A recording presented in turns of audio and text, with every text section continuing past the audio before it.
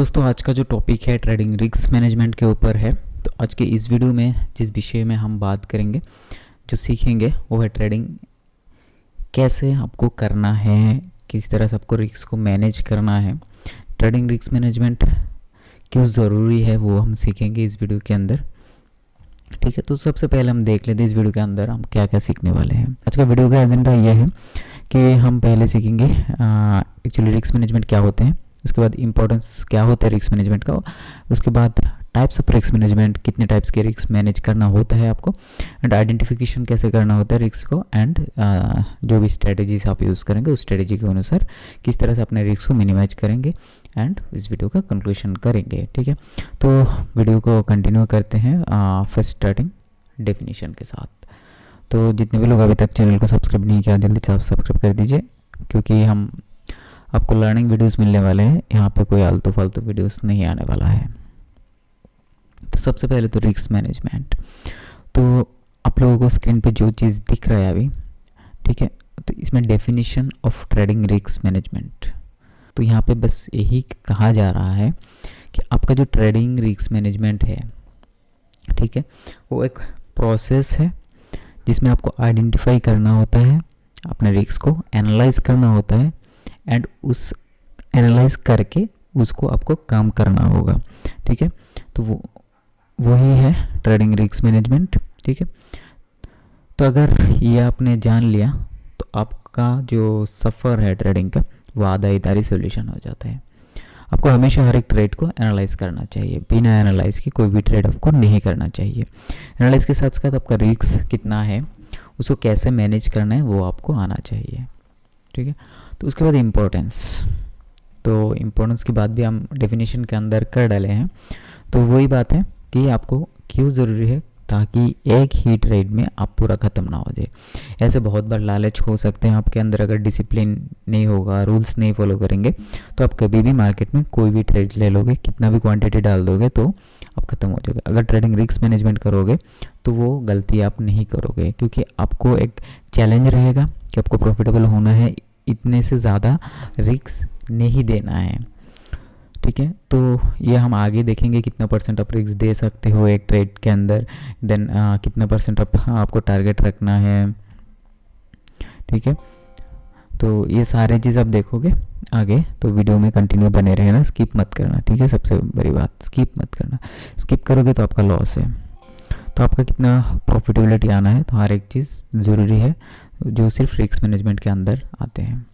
तो अब देखिए टाइप्स, बहुत सारे लोगों को बस सुना भी नहीं होगा, रिस्क के अंदर भी टाइप्स होते हैं। बस आप लोग अभी तक सिर्फ इतना ही जानते थे कि रिस्क बस उतना ही है कि आपने कितना लॉस आप देते हो उस हिसाब से, बट लॉस सिर्फ वही नहीं है, इसके अलावा भी लॉसेस होते हैं।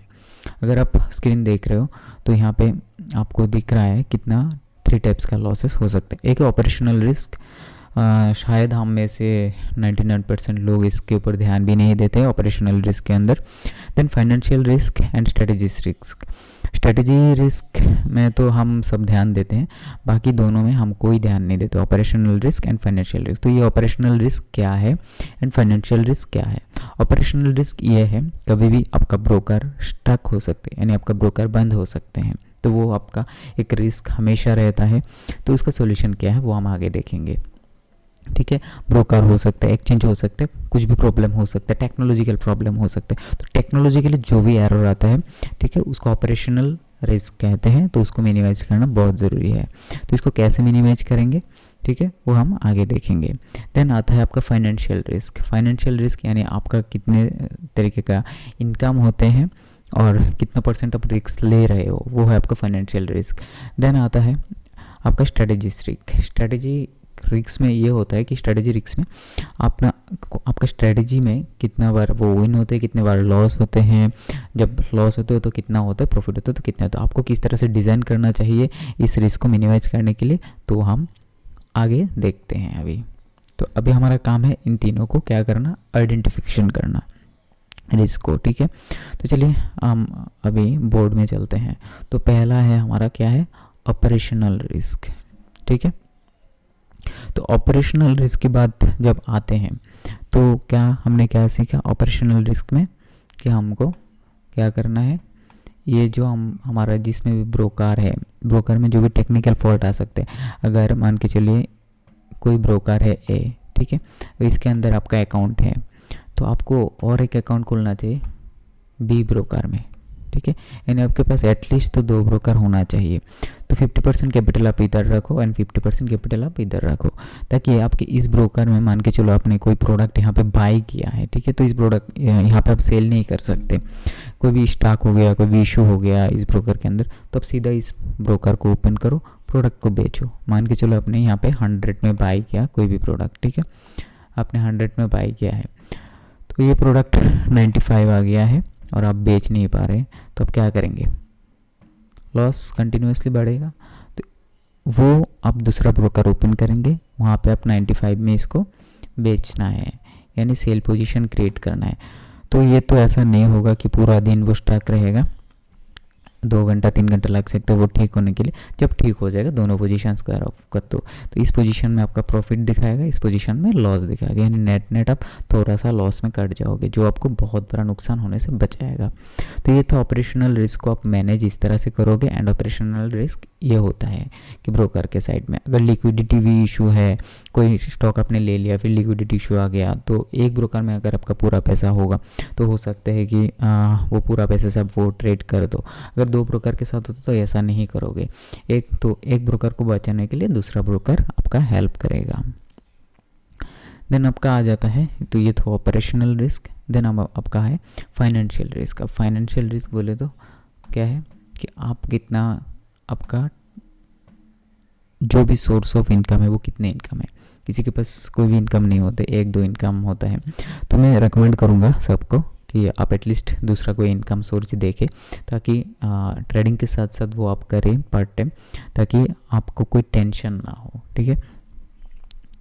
और अगर आप फुल टाइम इसमें करना होगा तो आपको कैसे करना है, फुल टाइम अगर इसी इनकम के ऊपर आपको देखना है तो आपको कुछ इस तरह से देखना है, जैसे 2 ब्रोकर हो गया आपका। अब फाइनेंशियल रिस्क में अपना अपने पैसे को, जो भी अपना कैपिटल है, ठीक है, अब यहाँ पे एक उदाहरण लेते हैं, किसी के पास 1 लाख का कैपिटल, ठीक है, 1 लाख की कैपिटल को आपको क्या करना है, डिवाइड कर देना है 2 ब्रोकर में, यानी 50,000 करके, ठीक है, हाफ हाफ करके। तो एक में रहेगा 50,000, दूसरे में रहेगा 50,000, ठीक है। तो आपको क्या करना है, इधर देखो, क्लियरली देखो, तो अगर किसी दिन ऑप्शन बाइंग में अपॉर्चुनिटी आ रहा है तो एक इस ब्रोकर में करो, जिस दिन ऑप्शन सेलिंग में अपॉर्चुनिटी आते तो इस ब्रोकर में करो, ठीक है। अब इसके साथ ये जो आपका पैसा है, पहले तो आप सीधा सीधा क्या करो, स्टॉक्स में डाल दो, ठीक है। स्टॉक्स में जैसे आप डालोगे 1 लाख, तो वहाँ से आपको कोलैटरल मिल जाएगा 80%, यानी 80,000 का, ठीक है। तो 80,000 का कोलैटरल अगर मिल जाएगा तो आपका जो रिस्क है और कम हो गया, ठीक है। एक तो जब स्टॉक ऊपर जाता है तो आपका प्रॉफिट होता है, वहाँ से डिविडेंड बनता है, तो डिविडेंड का पैसा मिलता है, तो आपका यहाँ पे 2 इनकम हो गया, एक है डिविडेंड इनकम, एक है आपका कोलैटरल से फिर ट्रेडिंग करने का, इंट्राडे करने का इनकम। देन ये तो आपका हो गया, अगर सोर्स ऑफ इनकम दूसरा है तो आपका, तो ये 3-4 इनकम एक साथ जनरेट हो गया, जिसको आपको सस्टेन करने के लिए आपको बहुत अच्छा मौका देता है मार्केट, ठीक है। तो as a full time trader अगर आप देख रहे हो तब भी अपने कैपिटल को डाइवर्सिफाई करो, अगर फुल टाइम ट्रेडिंग नहीं देखते तब भी आप डाइवर्सिफाई करो। तो ये फिनेंशियल था। एंड लास्ट जो है आपका स्ट्रेटजी के लिए रिस्क, जिसमें आपको एक स्ट्रेटजी बनाना है ट्रेडिंग के अंदर कि आपको कैसे ट्रेड करना है, कौन सा टाइम पे कौन सा ट्रेड लेना है, ठीक है। यानी बुल मार्केट में एक स्ट्रेटजी, बेयर मार्केट में एक स्ट्रेटजी, वोलेटाइल मार्केट में एक स्ट्रेटजी। तो बुल मार्केट में कौन सा स्ट्रेटजी चलता है आपको पता है, ठीक है। अगर नहीं पता है तो मेरा वीडियोज़ है, आप देख सकते हो। बुल मार्केट में आपको कॉल बाई करके ट्रेड करना है, बेयर मार्केट में आपको पुट बाई करके ट्रेड करना है। अगर वोलेटाइल मार्केट है तो आप ऑप्शन सेल करके ट्रेड करोगे, सिंपल सा बात है, ठीक है। तो पता कैसे चलेगा, जब मार्केट ऐसे मोमेंटम करते हैं तो ये वोलेटाइल मार्केट है, तो उस मार्केट में आप ऑप्शन सेल करके काम करोगे। अगर ऑप्शन सेलिंग नहीं आता है तो आप सीखो, मेरे चैनल पे वीडियोस हैं, आप सीख सकते हो, और आगे भी और भी वीडियोस आने वाला है ऑप्शन सेलिंग के ऊपर, तो टेंशन मत लो। और जिस दिन ट्रेंडिंग मार्केट होता है, पूरा ट्रेंडिंग मार्केट होता है, उस दिन आप ऑप्शन बाय करके काम कर सकते हो, ठीक है। और आपका जो भी कैपिटल है उसको तो आप उसमें रखते हो स्टॉक्स में, ठीक है। अब रिस्क को मैनेज करने के लिए दूसरा तरीका ये है कि आपका कैपिटल को ना, पहले जो भी आपका कैपिटल है, ठीक है, कैपिटल का एक ट्रेड में आपको सिर्फ 2% का रिस्क लेना है। कितना परसेंट का? आपको सिर्फ 2% का रिस्क लेना है, इससे ज़्यादा आपका रिस्क नहीं लेना है। तो कैपिटल का 2% का रिस्क लेना है। उसके बाद आपको स्टॉक या फिर ऑप्शंस में जो भी ट्रेड आप ढूंढते हो, ट्रेड को ढूंढो। हम चलते हैं, चलो ए नाम की एक स्टॉक से जिसमें आपने ट्रेड बनाना है, अभी 100 में बाई करना है। ओके, आपको 100 में बाई करना है। तो 100 में अगर आप बाई करोगे तो अगर मान के चलते हैं ये ट्रेंडिंग मार्केट है, ठीक है। तो ट्रेंडिंग मार्केट अगर हम यहाँ पे बाई कर रहे हैं जिसमें 100 है और यहाँ पे हम स्टॉप लॉस ले रहे हैं जो कि 90 है, तो ये जो गैप पॉइंट है वो है हमारा 10 पॉइंट। तो हमारा स्टॉप लॉस पॉइंट कितना होगा? 10 पॉइंट का। तो हमारा एसएल कितना है इसमें? तो एसएल हो गया हमारा 10 पॉइंट का। तो 10 पॉइंट का एसएल के साथ अगर हम ट्रेड करेंगे यहाँ पे तो डिवाइड कर देना है, ठीक है। क्या करना है आपको? डिवाइड कर देना है। इसको क्या करना है, ये जो 2000 निकल के आया है उसको कर देना है आपको डिवाइड। किससे कर देना है डिवाइड? जो स्टॉप लॉस पॉइंट है उससे, ठीक है। ये 10 से डिवाइड कर देना है। तो यहाँ पे निकल के क्या आएगा आपका क्वांटिटी। अब 10 को अगर 2000 से डिवाइड किया तो आपका आ जाता है 200। ओके, तो आप 200 क्वांटिटी ले सकते हो। ठीक इसी तरह आपको स्टॉक सिलेक्ट करके इसी तरह रिस्क को मिनिमाइज करना है, ताकि आपको अगर स्टॉप लॉस हिट हो हर बार सेम स्टॉप लॉस जाए। यानी किसी बार हो सकता है कि स्टॉप लॉस पॉइंट 10 ना आके आपका 30 आ सकता है, 40 आ सकता है, 50 आ सकता है। अगर आपका स्टॉप लॉस पॉइंट 50 हो जाता है तो आपका जो क्वांटिटी है वो 200 आप नहीं ले सकते। तब आपको क्वांटिटी लेना होगा कितना? 40, ठीक है। आपको 40 क्वांटिटी यहाँ पे लेना होगा। तो क्या होगा? वही 2000 ही आपका स्टॉप लॉस आएगा। अगर आप ऑप्शंस में भी करते हो ठीक इसी तरह ही लेना है। अगर आप कैश में करते हो इसी तरह लेना, जहाँ पे भी आप करो इस तरह से लेना है। तो यहाँ पे क्या होगा? 2% जा रहा है आपका एक स्टॉप लॉस।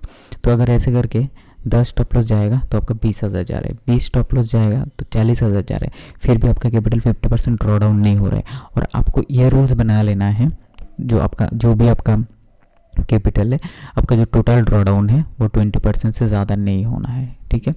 20% से ज़्यादा नहीं होना है, ठीक है। तो ये आपका ड्रॉ डाउन पॉइंट हो गया, इसके नीचे नहीं जाना है। तो रूल्स इज रूल्स, तो आपको फॉलो करना है। एंड इंट्राडे में एक दिन के अंदर आप 5% से ज़्यादा नहीं लॉस करना है। अगर किसी दिन आपका 5% लॉस हो गया तो आपको उस दिन ट्रेड बंद कर देना है, निकल जाना है, ठीक है। या फिर आपका प्रॉफिट आ गया, ठीक है, तब भी आपको एग्जिट करना है ट्रेड को। तो उस हिसाब से आपको चलना है एंड रिस्क को मिनिमाइज करना है। तो एक ही बार में एक ही स्टॉक में आप ट्रेड नहीं करोगे, क्योंकि स्ट्रेटेजिक आपका 4-5 होता है। तो 4-5 स्ट्रेटेजी में 4-5 बार पैसा लगाना है। यानी अगर 20,000 करके लगाएंगे तो 5 स्ट्रेटेजी में मेरा 1 लाख बनते हैं, ठीक है।